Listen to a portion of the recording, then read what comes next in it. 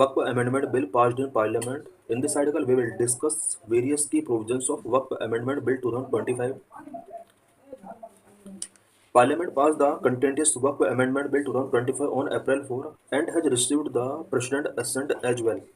अप्रैल 4 को पार्लियामेंट के द्वारा कंटेंटियस वक्फ अमेंडमेंट बिल 2025 को पास कर दिया गया है एंड पार्लियामेंट प्रेसिडेंट से भी इसका असेंट मिल चुका है.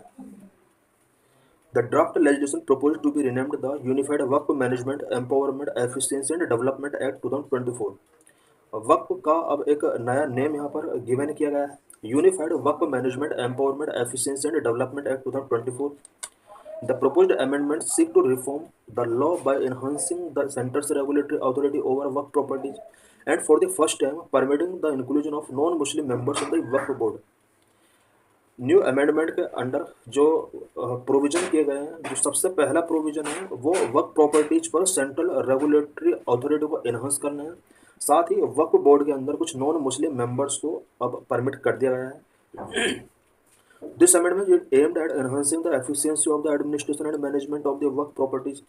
इस अमेंडमेंट का जो मेन ऑब्जेक्टिव है वो वर्क प्रॉपर्टीज के एडमिनिस्ट्रेशन एंड मैनेजमेंट की एफिशिएंसी को एनहांस करना है. Opposition parties have opposed the bill, terming it an encroachment on Muslim rights. Opposition parties ने इस अमेंडमेंट को एक मुस्लिम राइट्स पर एनक्रोचमेंट के तौर पर इसको डेजिग्नेट किया है. Why opposition leaders opposing? Parliament के अंदर, राज्यसभा और लोकसभा के अंदर दोनों में कुछ ओपोजिशन लीडर्स ने इस बिल को ओपोज किया है. ओपोज करने के वेरियस रीजंस हो सकते हैं, such as proposed bill have not consulted with stake holders.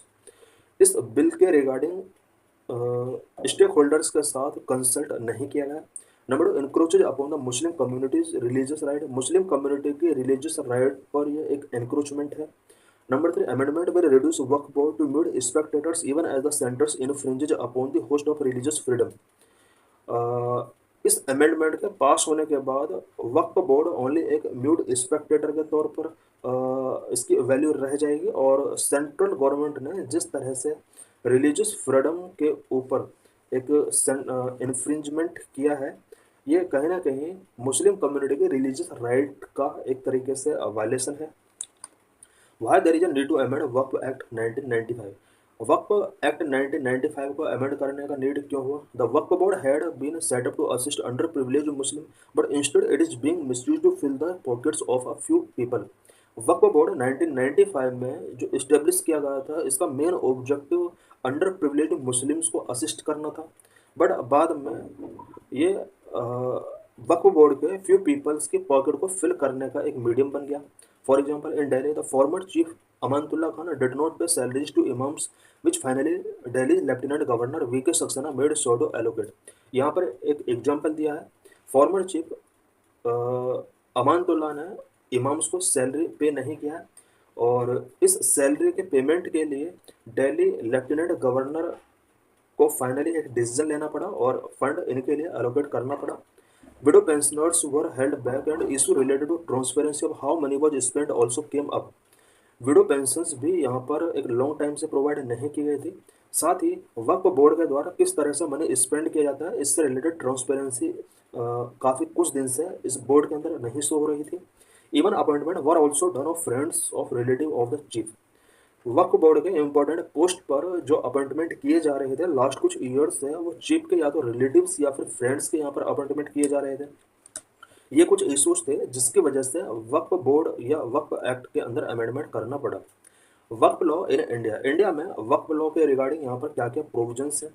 The Islamic law Waqf refer to property dedicated in the name of God for religious and charitable purpose. Islamic law के अंदर वक्फ का meaning वो property है जिस property को religious और charitable purpose के लिए यूज किया गया है, और जो प्रॉपर्टी गॉड के नेम है उस प्रॉपर्टी को इस्लामिक लॉ के अंदर वक्फ प्रॉपर्टी के तौर पर डेजिग्नेट किया जाता है.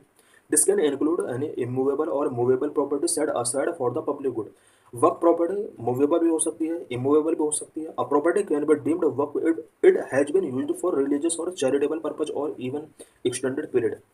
किसी भी प्रॉपर्टी को अगर रिलीजियस या चैरिटेबल पर्पज के लिए यूज किया गया फॉर एन एक्सटेंडेड पीरियड, उस प्रॉपर्टी को वक्फ प्रॉपर्टी डिक्लेयर किया जा सकता था. ये पुराने प्रोविजन के अंदर मेंशन किया गया था.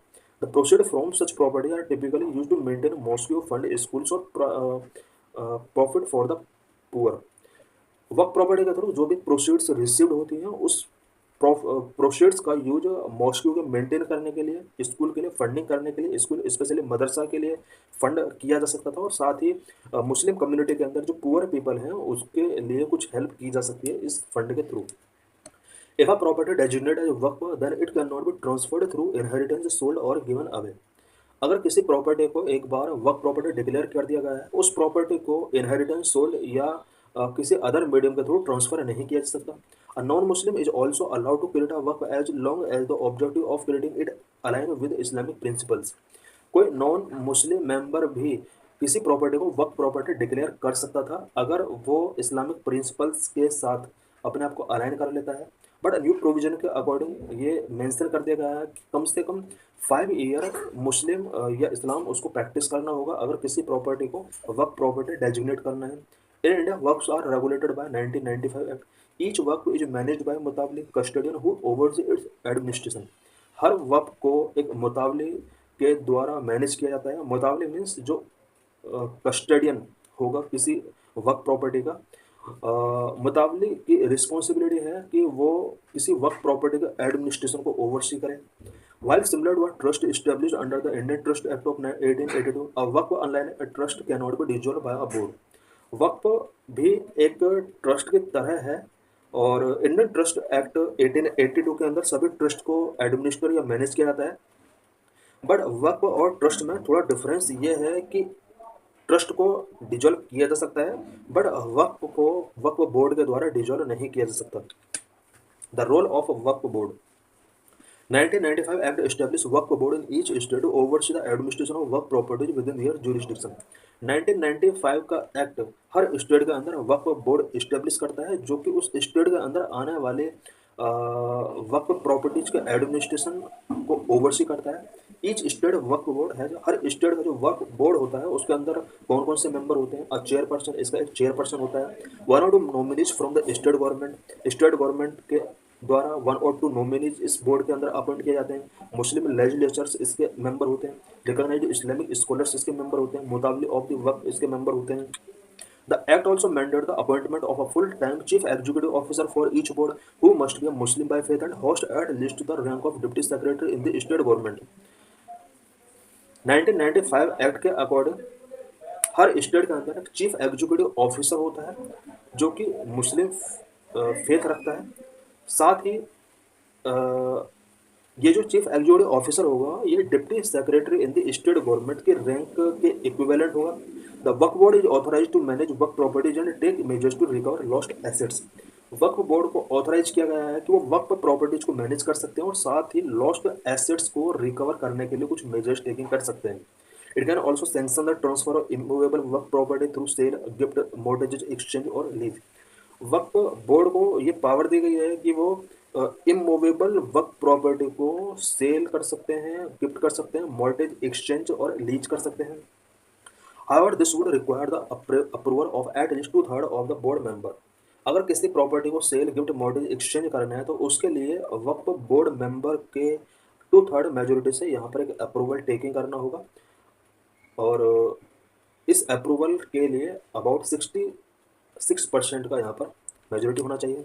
Central Waqf council legislation also establish the central Waqf council, a national advisory body under the ministry of minority affair. Central Waqf council 1995 act के अंडर सेंट्रल वक्फ काउंसिल का भी यहाँ पर प्रोविजन किया है। Central Waqf council ministry of minority affairs के under एक national advisory body है। The council ensure the uniform administration of work properties across the country and is headed by Union Minister of Minority Affairs। Central Waqf council ये ensure करता है कि पूरे country के अंदर वक्फ प्रॉपर्टीज का यूनिफॉर्म एडमिनिस्ट्रेशन होना चाहिए। सेंट्रल वक्फ काउंसिल का जो लीडर होता है या इसको जो चेयरमैन होता है वो union minister of minority affair होता है। It also advise the union government on Waqf related issues including policy development, implementation of Waqf law and resolution of inter state dispute. Central Waqf council union government को वक्फ related issues से पर advise करता है work related issues such as policy development, implementation of work law, resolution of inter state dispute, इन सभी issues पर central work council union government को advice करता है कि changes in the proposed bill. अभी जो ये बिल पास किया गया पार्लियामेंट के द्वारा, इस बिल के अंदर क्या क्या न्यू प्रोविजंस किए गए हैं। Number one, definition of Waqf altered. अब इसमें वक्फ का डेफिनेशन एल्टर कर दिया गया है। Under the bill only lawful property owners have practice Islam for at least 5 years are authorized to create work properties through the execution of formal deeds। New provision के अंदर ये मेंशन किया गया है कि एक law property lawful owner property owner जो at least 5 year से इस्लामिक प्रैक्टिस कर रहा है, वही पर्सन किसी भी प्रॉपर्टी को वर्क प्रॉपर्टी डिक्लेयर कर सकता है, और उसके लिए फॉर्मल डीड्स का नीड होगा। इससे पहले क्या होता था कि कोई भी पर्सन किसी भी प्रॉपर्टी को वर्क प्रॉपर्टी डिक्लेयर कर सकता था, बट इसमें प्रोविजन कर दिया गया है कि जो पर्सन प्रॉपर्टी को वर्क प्रॉपर्टी डिक्लेयर करेगा वो एटलीस्ट 5 ईयर से इस्लाम प्रैक्टिस करने वाला होना चाहिए और लॉफुल प्रॉपर्टी ओनर होना चाहिए। This revision abolished the work by use concept, which permits a property to be considered work based on usage even if the original deed was disputed। इससे पहले प्रोविजन किया गया था कि अगर किसी भी प्रॉपर्टी को वर्क के द्वारा यूज किया गया है स्पिरिचुअल पर्पज के लिए, उस प्रॉपर्टी को वर्क प्रॉपर्टी डिक्लेयर किया जा सकता था। इसको वर्क बाय यूज कंसेप्ट बोला जाता है, बट इस प्रोविजन को अब अबोलिश कर दिया गया है और अब किसी भी प्रॉपर्टी को वर्क बाय यूज कंसेप्ट के बेस पर वर्क प्रॉपर्टी डिक्लेयर नहीं किया जा सकता। Traditionally work properties were often dedicated orally until formal documentation become standard practice. Traditionally किसी भी प्रॉपर्टी को वर्क प्रॉपर्टी ओरली डिक्लेयर किया जा सकता है और तब तक जब तक कि उसका स्टैंडर्ड डॉक्यूमेंटेशन कंप्लीट ना हो जाए। टू प्रिवेंट एनी फ्रॉडुलेंट वर्क claim, the new bill stipulate any government property identified और डिक्लेयर्ड एज वर्क प्रॉपर्टी बिफोर और after the commencement of this act shall not be recognised as वर्क property. वर्क के द्वारा किसी भी प्रॉपर्टी को वर्क क्लेम करने के इस प्रोविजन को प्रिवेंट करने के लिए न्यू बिल के अंदर ये प्रोविजन किया गया है कि कोई भी प्रॉपर्टी जो इस एक्ट के बिफोर या एक्ट के आफ्टर अगर किसी भी प्रॉपर्टी को वर्क प्रॉपर्टी डिक्लेयर किया गया है तो उसको वर्क प्रॉपर्टी अब रिकॉग्नाइज नहीं किया जाएगा। Additionally the law permit widows, divorced women and orphans to be beneficiary of proceed from वर्क एसेट्स। न्यू प्रोविजन के अंडर ये मेंशन किया गया है कि वर्क एसेट्स के थ्रू जो भी प्रोसीड्स मिलती हैं उन प्रोसीड्स का यूज विडोज के लिए, डाइवोर्स्ड वुमेन के लिए, ऑर्फन्स के लिए लॉफुली परमिट किया जाएगा।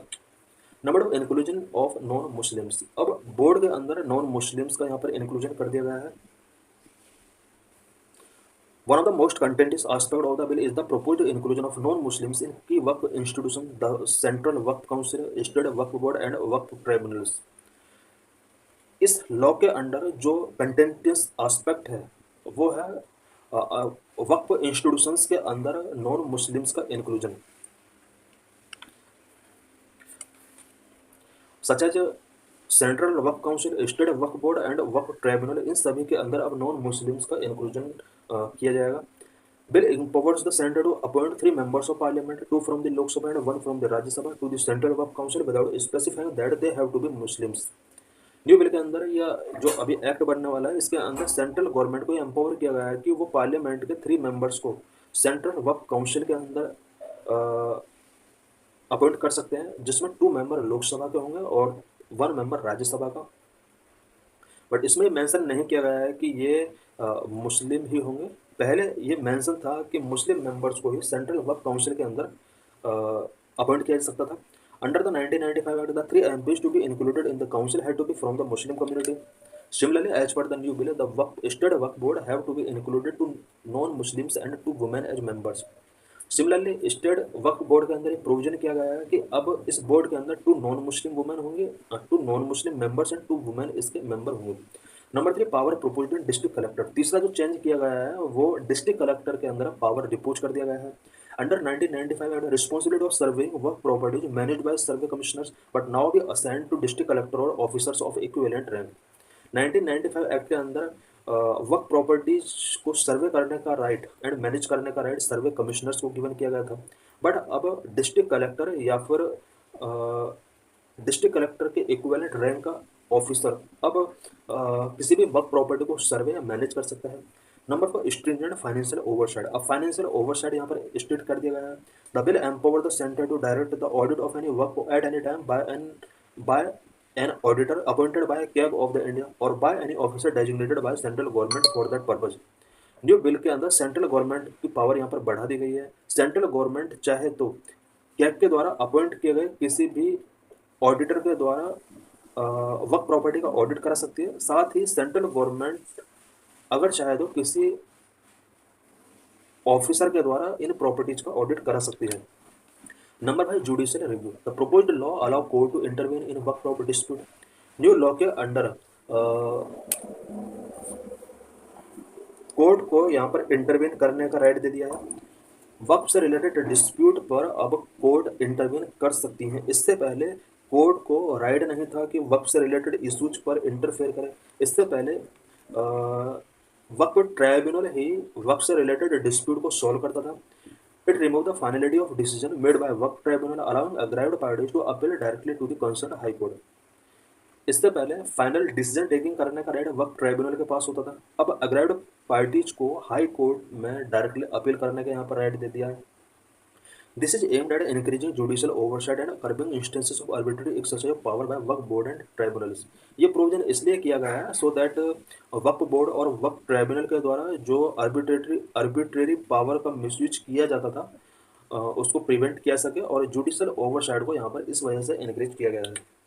Potential implications and way forward. The new amendment are a welcome step. It is crucial to implement measures that adequately protect work properties without infringing upon the freedom of religion guaranteed under Article 25 of the Constitution. जो new amendment है ये welcoming step है और work properties को protect करने के लिए adequate measures implement किए जाना चाहिए। बट आर्टिकल 25 के अंदर जो रिलीजियस फ्रीडम की गारंटी दी गई है वो इन्फ्रिंज उसका नहीं होना चाहिए। एनकरेज सेंट्रलाइजेशन ऑफ वर्क property management under new law might undermine the autonomy of Muslim religious institutions. वर्क प्रॉपर्टी मैनेजमेंट पर जिस तरह से सेंट्रलाइजेशन को इंक्रीज कर दिया गया है वो कहीं ना कहीं मुस्लिम रिलीजियस इंस्टीट्यूशंस की ऑटोनॉमी को अंडरमाइन करता है। Some critics have to say that will non Hindus be allowed on Hindu temple board in state such as Tamil Nadu, Kerala and Karnataka. कुछ क्रिटिक्स का कहना है कि कुछ स्टेट जैसे तमिलनाडु, केरला एंड कर्नाटक के अंदर जितने भी हिंदू टेम्पल बोर्ड हैं क्या इन सभी बोर्ड के अंदर नॉन हिंदूज को भी अलाउड किया जाएगा जिस तरह से मुस्लिमों के मुस्लिम बोर्ड के अंदर नॉन मुस्लिम्स को अलाउड किया जा